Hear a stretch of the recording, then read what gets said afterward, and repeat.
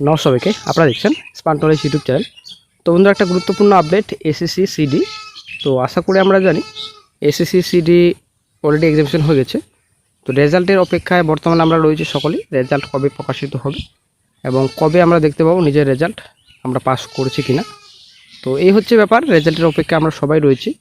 তার মধ্যে একটা প্রশ্ন সবারই মনে ঘুরপাক খাচ্ছে, এসএসসি সিডি পুজোর আগে কি নোটিফিকেশন প্রকাশিত হবে? কারণ নতুন রাজ্য সরকার অনেক কিছু প্রতিশ্রুতি দিয়েছেন, আশা করি আমরা জানি। মোটামুটি 50K-র মতো এখানে শিক্ষক ও শিক্ষককর্মী নেওয়া হবে। তো এই যে প্যানেল রয়েছে, এই প্যানেলের পরেই কি নোটিফিকেশন প্রকাশিত হবে, নাকি প্যানেল চলাকালীন নতুন নোটিফিকেশন প্রকাশিত হবে? আজকে আমরা এই ভিডিওতে বিস্তারিত সম্পূর্ণ তথ্য আলোচনা করব। তো অবশ্যই ভিডিওটি সম্পূর্ণ দেখুন, শেষ পর্যন্ত দেখুন। চ্যানেল নতুন দর্শক অবশ্যই চ্যানেলটিকে সাবস্ক্রাইব করে দেবেন।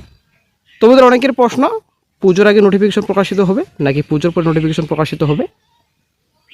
কারণ আমরা জানি এর আগে রাজ্য সরকার কিন্তু এলোমেলোভাবে দিল কাটিয়েছে, কোনো কিছুই করেনি রিক্রুটমেন্ট নিয়ে, শুধুমাত্র ভাতা আর ভাতা, কোনো কিছুই নেই। বর্তমান রাজ্য সরকার অনেকটা তড়িঘড়ি করছেন, রিক্রুটমেন্ট নোটিফিকেশন দ্রুত প্রকাশিত হয় এবং কর্মসংস্থান যেন বাড়ানো যায়। ঠিক আছে, তো ওবিসি ম্যাটার সম্পূর্ণরূপে ক্লোজ আশা করি। তো আর কোনো কিছুই নেই, তবে ছোটো মোটো ম্যাটারও হয়তো আরও কিছু রয়েছে। তো যাই হোক, আশা করছি কোনো কিছু আর হবে না। হাইকোর্টে এই মামলা ডিসমিস করেছে, এটা আমরা জানি। এবার চলে আসি মূল বিষয়ে। তো অনেকেই আমরা কিন্তু কর্মসংস্থান পত্রিকা ফলো করে থাকি।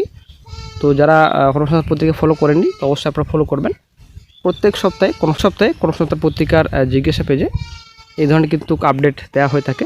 এখানে পিএসসি বিষয়ক, এসএসসি বিষয়ক, অন্যান্য চাকরি, পুলিশের সব ধরনের কিন্তু জিজ্ঞাসা পেজে আপডেট দেওয়া হয়ে থাকে। তো অবশ্যই আপনারা প্রশ্ন করতে পারেন। তো অবশ্যই কর্মসংস্থান পত্রিকার অফিসিয়াল সাইট ভিজিট করবেন।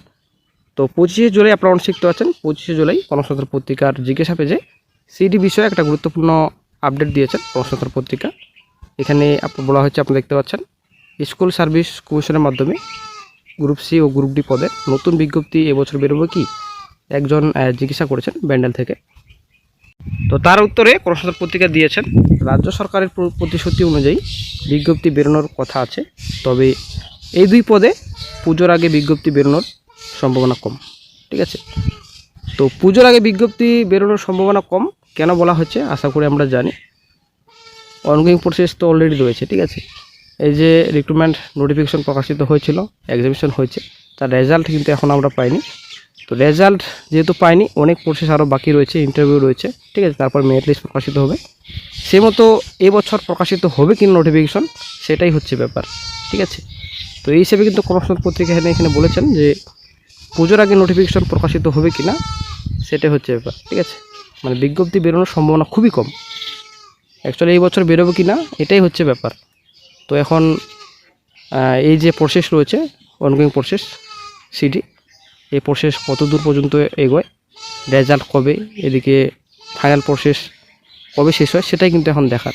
এই প্রসেস শেষ হলেই আশা করছি নতুন রিক্রুটমেন্ট নোটিফিকেশন প্রকাশিত হবে। তো এর মধ্যে যদি নোটিফিকেশন প্রকাশিত হয়, কোনো যদি আপডেট পাওয়া যায়, অবশ্যই চ্যানেলে আপডেট দিয়ে দেওয়া হবে। তো আশা করছি রেজাল্ট নেক্সট মান্থে। ঠিক আছে, সিডি পোস্টের রেজাল্ট হয়তো নেক্সট মান্থেই হবে। তো আশা করছি যে কাট অফ আপনাদের বলেছি, সেই কাট অফ হিসাবেই হয়তো থাকবে। তো দেখা যাক, নতুন আপডেট পেলে অবশ্যই চ্যানেলে আপডেট দিয়ে দেওয়া হবে।